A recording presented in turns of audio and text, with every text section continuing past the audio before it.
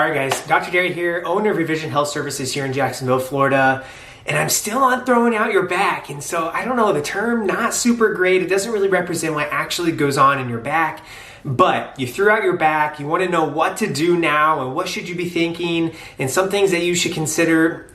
If you want to know some of that stuff, hang with me. I'll tell you in about 2.5 seconds.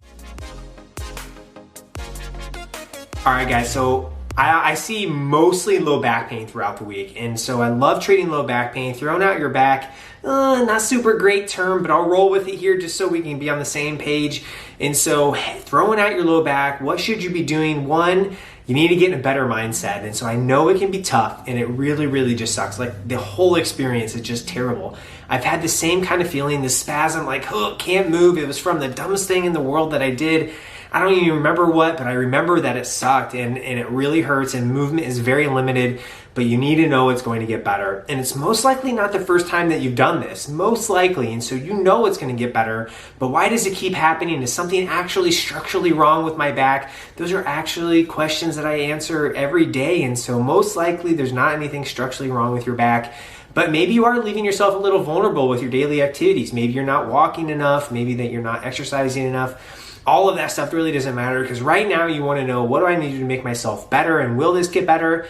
And so managing with heat and ice, I prefer heat because it just gives you that relaxing feeling. NSAIDs as needed. Consult your physician or family practice provider for your amount of dosage and whether you should take that for your body. Gentle movement is encouraged. Good food, right? You don't want to be piling in that junk and soda. You're just about to have a big dip in your activity level, right? Your caloric intake, you definitely don't want it rising because we're going to have a little increase in weight gain, right? More weight, more stress on our joints. And so we just want to be neutral. You want to know that the next 24 or 48 hours are going to be worse, not worse. I shouldn't say worse, are going to be the toughest part of this recovery, but then as soon as you get over that hump, you should notice a linear progression, so you're just getting better and better every day. It's going to take you towards that outcome that you're looking for of just feeling better, getting more movement.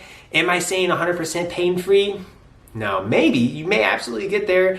I know when I did this to my back, I was about pain-free about 2 weeks in, but definitely the first 3 days was the worst, and then I was able to move and get around, just had this lingering stuff. And then also that tiny dose of fear getting back into your stuff. And so whether that stuff is workouts, swimming, lifting weights, cycling, dancing, whatever it is, but you always have that little dose of fear that hangs along. And so just prove yourself right. Know that it's going to feel okay when you do those things. Work back into them. After you get that hump, just work back into it. You want to be careful with that progression, but also be aware that you need to get back to it. And so when you throw your back out, get a little bit of assurance from yourself or someone else. You know that it's going to get better. Pain manage as appropriate with heat, rest. Active movement is the best thing that you could do. But when you're in this spot and you're trying to recover and people say move and you can't, you can get frustrated. So just give yourself some grace. It will get better. It will get better.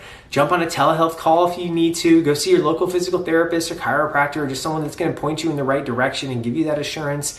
And maybe do little techniques to help ease that pain. And that tissue healing time isn't going to necessarily take that 6 to 8 weeks, depending on the severity, but most cases are not severe. And so just hang with it the next couple days. Do you need an image? Probably not. I've got a great video on that in the past. And so just get yourself in a really good mindset, some gentle exercises, some movement of the back, movement of your body, eat some good food, use the heat as indicated, and that should get you on the right track, right? No one can downplay your experience though. It's uncomfortable. It's not for the weak, right? You're going to get through it. Your back is inherently strong and fine, and know that the future that is in front of you is going to be okay. And so if you guys have any other specific questions regarding throwing out your back and what you should or should not do, just reach out, put your post in or put a comment at the bottom of this, and so I'll get back to it. If you really like what I'm saying or you just find this information useful, please subscribe to the channel. It'd be greatly appreciated. Throwing out your back is not as scary as you may think, but those first 24, 48 hours are the worst for sure. And so until next time, just stay healthy, keep moving, and take care of yourself.